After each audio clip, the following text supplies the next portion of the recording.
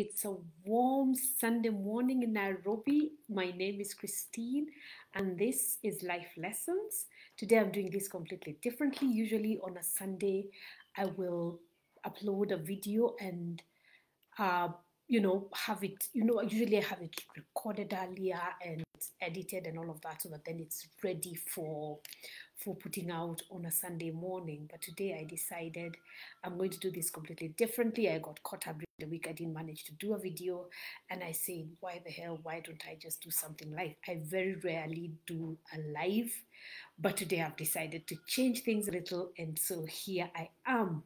And so, from wherever you're hearing me, it's a very, very warm welcome. I don't know what platform you're going to be seeing this on. If you're going to be on Facebook, please like this, share it with other people. If you're seeing this on YouTube, please subscribe to my channel. I usually upload new content every Sunday morning. I usually like to call this learning aloud because if I'm learning it, I'm sharing it.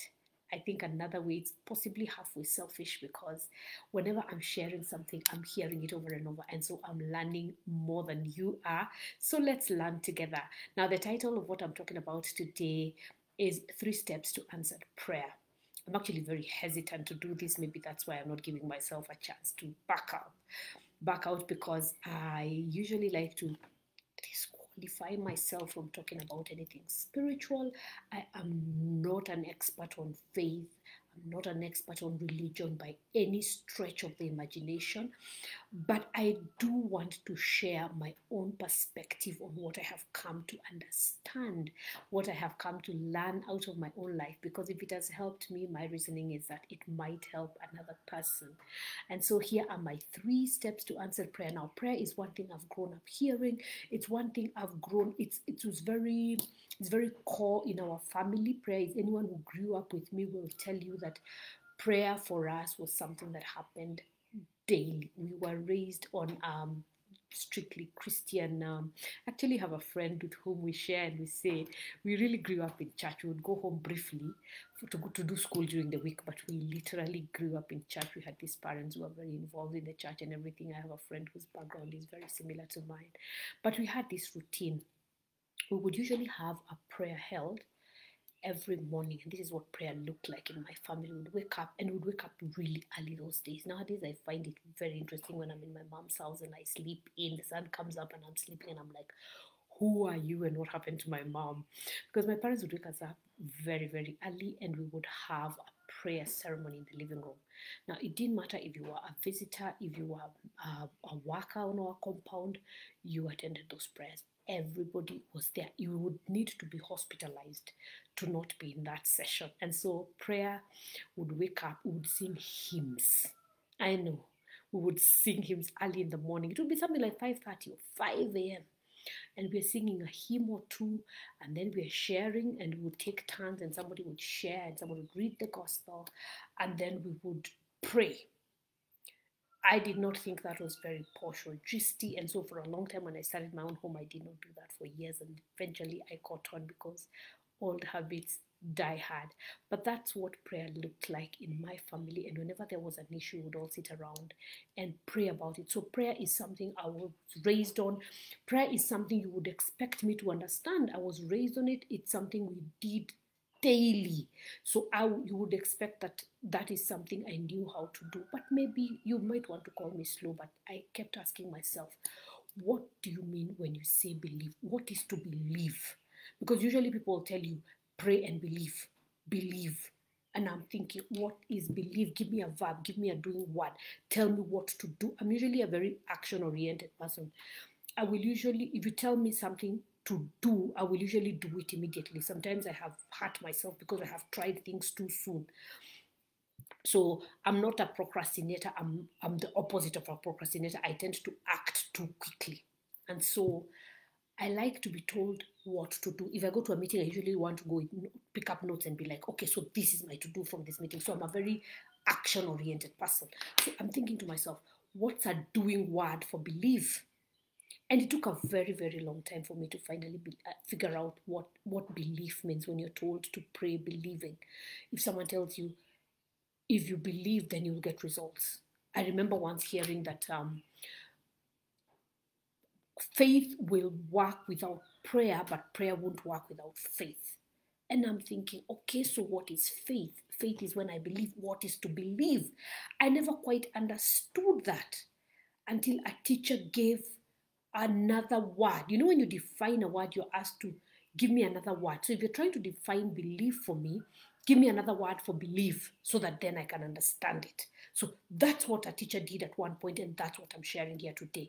You might find it useful. You might be the kind of person who, like me, will want another word, will want an action word, so that then you can understand what the hell you're being told when you're told to pray and to believe. So I want to give um, three steps, three steps to answered prayer. And I'll try and give examples here and there where it has worked for me. And let's see if we can learn something on a fine Sunday morning. Now, the first thing you want to do is to figure out what you want. So, step number one is figure out what you want. Believe it or not, as adults, we struggle to know what we want. We are very clear in our minds what we don't want. But sometimes we are not sure of what we want. You want to figure out what you want. It's not okay to say, I don't like my house.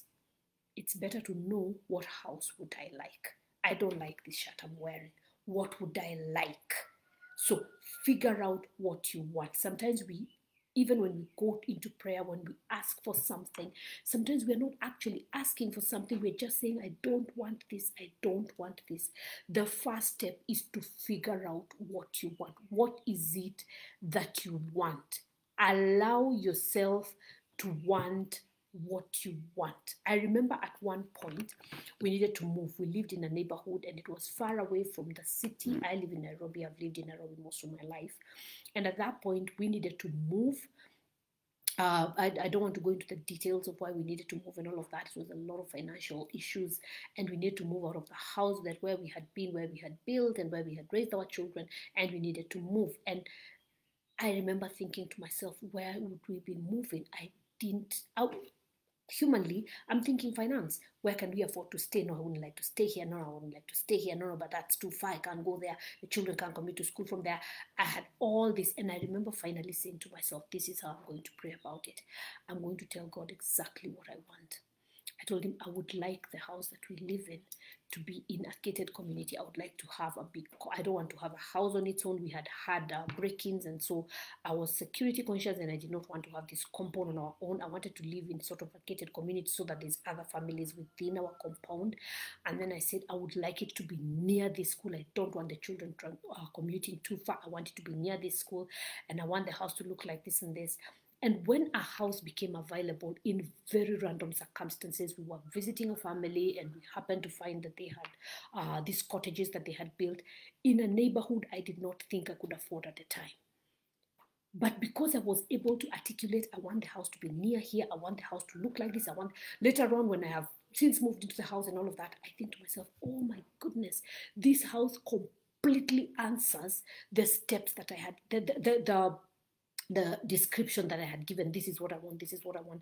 And that really, really grew my faith. So that becomes an example for me for what not to ask for. I'm the kind of person who very, very rarely prays for money. I don't pray for money. Why? Because if I figure out this is the car I would like to buy, or I figure out this is the house I want to live in, or this is the house I want to buy, I will usually not have enough faith for the amount of money I need to ask for. I look at my income and I look at what I've afforded in the past, and I'll think to myself, maybe I'm asking a lot, maybe I'm asking too much, and usually my faith will waver. So in my own experience, I usually very, very rarely pray for money. I will usually pray for the thing that I want. So my point here is figure out what you want. I hear this example from many teachers. I like to give this example. Would you like to move to the beach? Do you like to live at the coast? Is that something you would like to do? Don't figure out all the reasons why you can't live on the beach. Figure out, this is what I want. Describe what you want in minute detail. Go into the detail of what you want. So the first step to answer prayer is figure out what you want. A lot of times it makes sense to write it down, to write it down in grave details. You know, usually when you take something out of your mind and put on a piece of paper, you articulate more, you put down the description. Describe what it is that you want. If you want a particular job, describe the job in great detail. I would like to work in this company. I would like to work in this position. If you're not very sure of the company you want to work for, the organization you want to work for, but you know the career that you want to be in, describe that in minute detail. I would like my office to look like this. I would like to travel up and down. I would like to be based in this city. I would like to do this. Even if you have never known anybody who's done it, just allow yourself to want. Be a child about wanting things. Be a child about wanting things. Most of the time, as an adult, we are too logical. Remember, we are praying to God. So if you could do it, you'd have done it already. This is God you're talking to. So do not minimize what it is that God can do. He figured out the whole earth. I actually like a teacher who said this: creation is complete. Anything I could be praying for already exists on planet Earth. I do not need to have God create anything. God finished creation. It's here already. I just need to get connected to it. So that big thing, that thing that looks like a mountain in your mind already exists. So what you need to do is to believe God for it. And guess what? It will come to pass. So first step to answer prayer is this: figure out what you want. All right, let me go to my second step. The second step is to ask. The second step is to ask. Now, depending on your religious persuasion, you have been taught either to kneel down, either to go and pray in church, to pray in the mosque. You have been taught to ask other people to pray with you. You have been told to fast. You have been told to go and pray within the church. You have been taught to pray on a Sunday or on a Saturday. You have been raised like me and taught to gather with the family and bring up the prayers we want to pray about and have one or two people pray about it. I don't want to affect how you ask. I just want to ask you to ask. Ask for it. Ask for it. Just similar to what we said in the previous point, allow yourself to want it. Also allow yourself to ask. Think of yourself as deserving. There's a lot of things we disqualify ourselves because we think we are not, we don't, we haven't earned, we are not good enough. I can't ask for this. I cannot ask for this. Allow yourself, think of yourself as deserving of this thing. Think of yourself. You've probably heard me say this. I say it all the time. I grew up knowing a man from our village who loved the city. He kept coming, and I know this because when he came to the city, he would stay with us. He found every excuse to come to the city. He would come for a day's errand and stay for a month. He loved the city. And as a child, I'm looking at him and I'm thinking, why doesn't he just move to the city? He possibly never thought of himself as deserving. He possibly thought that there's people who live in the city and there's people who live here. I'm recently talking to a friend of mine who lives in the US, and she was saying, and I remember when we finished school, it was fashionable to move abroad, to move to the West. That was very fashionable at the time. And now all her family members have become dependents. No, you do this for me, you're the one who lives in the West. Do this for me, you're the one who lives in the, do this for me. And I'm thinking to myself, if the solution is in the US, move to the US already. Think of yourself as deserving. If you think you belong in the city, move to the city. There's a lot of things we forfeit because we don't ask. I remember an opportunity that came up in a company where a friend of mine worked, and there was a promotion for the next level, and she was a very hard worker. She was very diligent. She had initiative. She was the ideal candidate. She just did not think of herself as deserving. So when the internal advert was done, we're looking for a person to fill the manager's position. She did not apply. And she was the target. When HR put up this advertisement, they were playing it fair. They was giving everyone the opportunity, but she was the target. Except she didn't think she was qualified. And so she did not apply. And so the manager, the HR gets to her and like, why did you not apply? This was yours. She did not think of herself as deserving. She didn't think of herself as deserving. So here is my second pointer towards answered prayer. Ask. Just ask. It's free of charge to ask.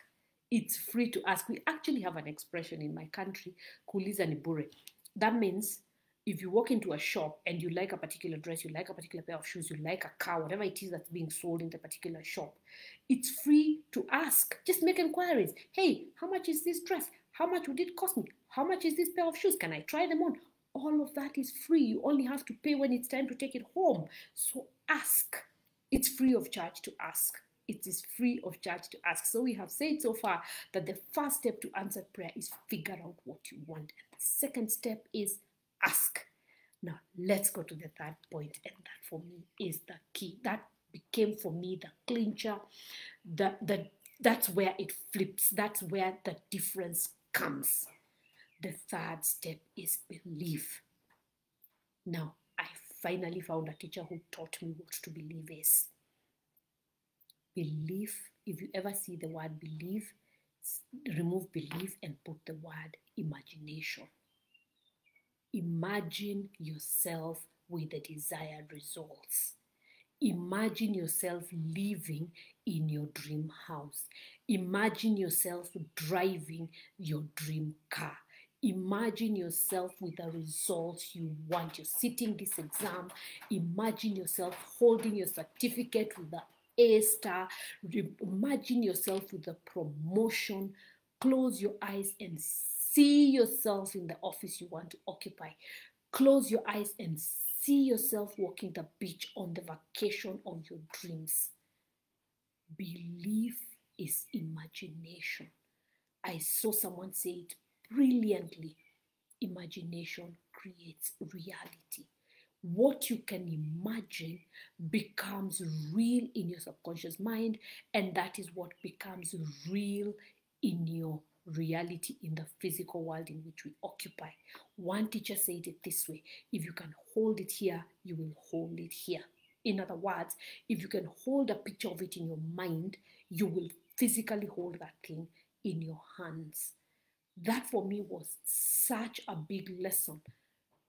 When someone says something and I'm startled and I'm like, wait, run that again by me slowly. I want to be sure that I get this. Are you telling me that if I want to get answered prayers, I have to imagine that the prayer has been answered? That became for me so clear. Now, you might be sharp and faster than me. Maybe you figured out earlier than me. But when someone finally said, imagine, I understood. I finally understood. It became real for me.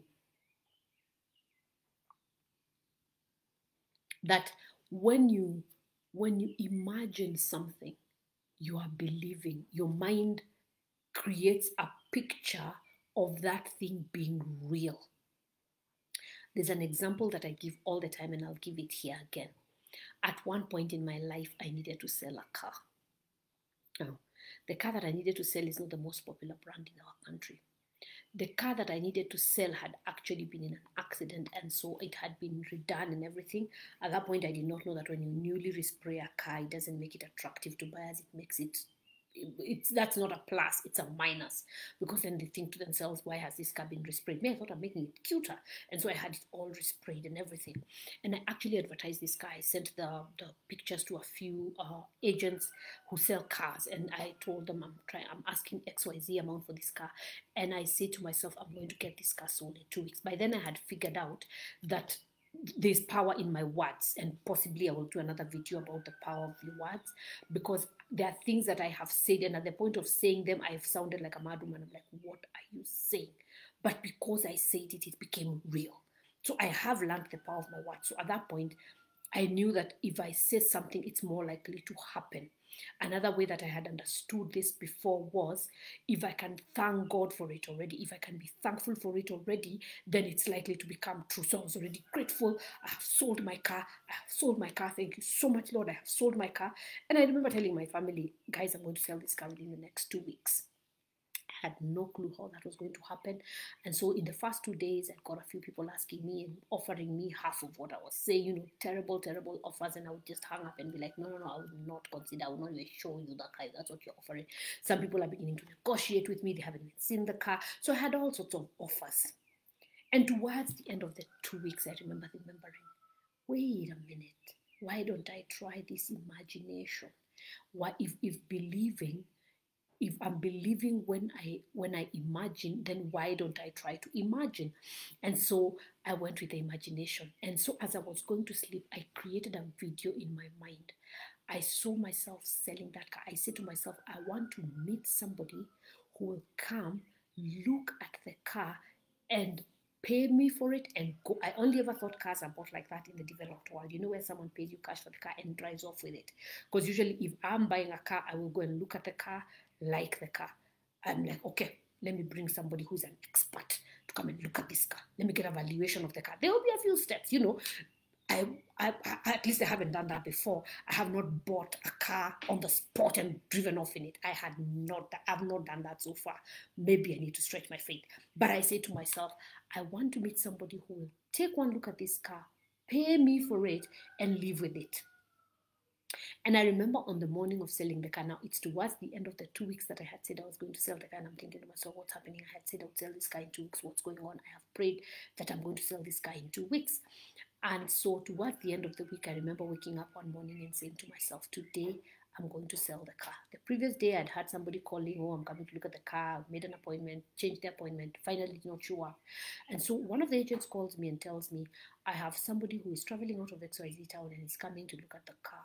Are you available at this time? And so we made an appointment. I had never heard from that person when half an hour to the appointed time, the agent says, I'm sorry, I can't make it. Here's the number of the buyer.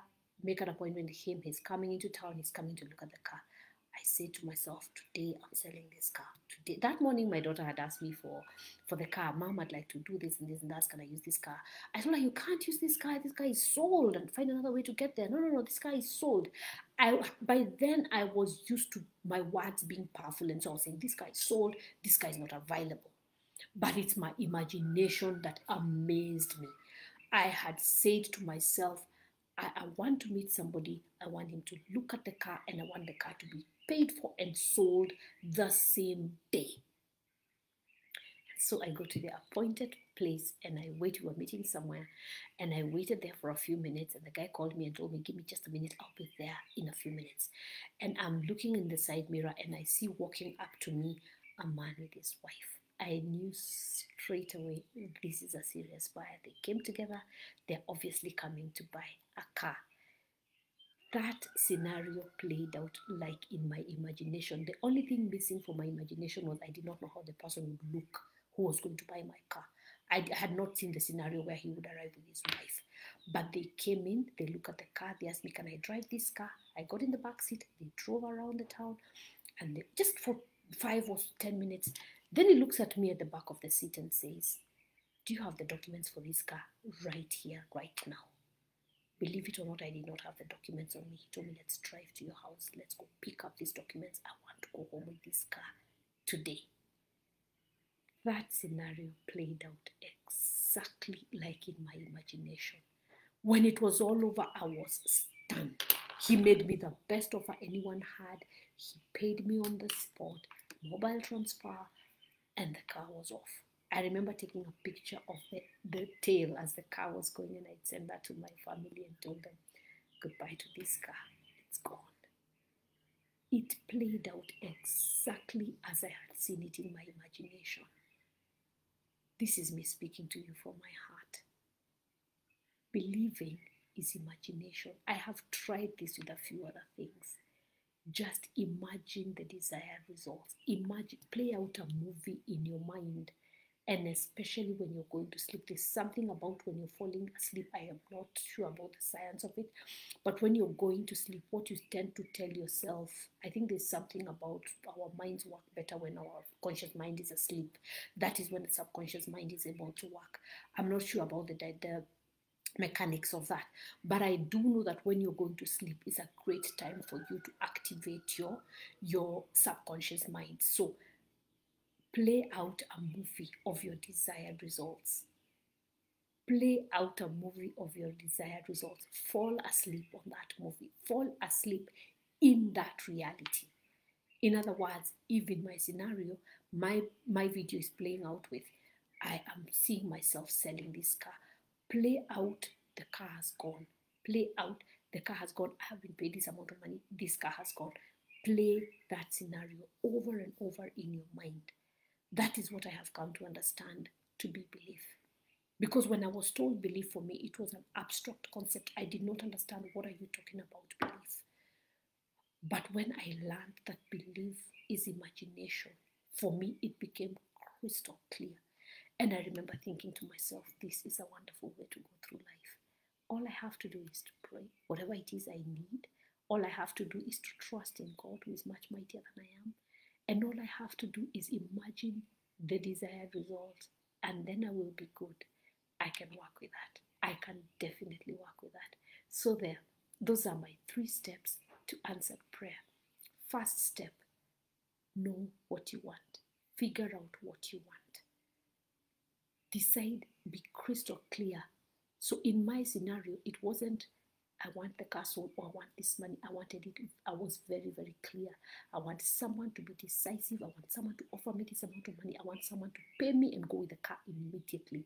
Be very precise about what it is that you want. The next step is ask. Think of yourself as deserving.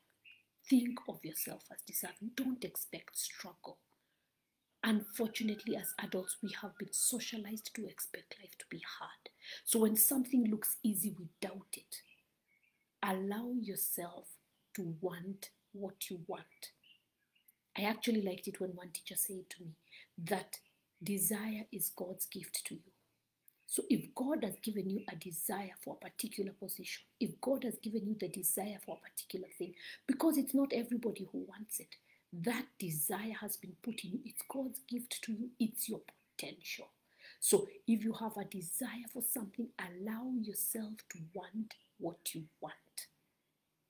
So first step, figure it out. Second step, ask. And most importantly, believe. And like we have said in this discussion, another word for belief is imagination. So imagine what it is that you want. Get it to become a reality and share with me. Let us keep learning together. Let's learn together. So you go ahead and have a very lovely Sunday. I will talk to you again soon. My name is Christine. Bye-bye.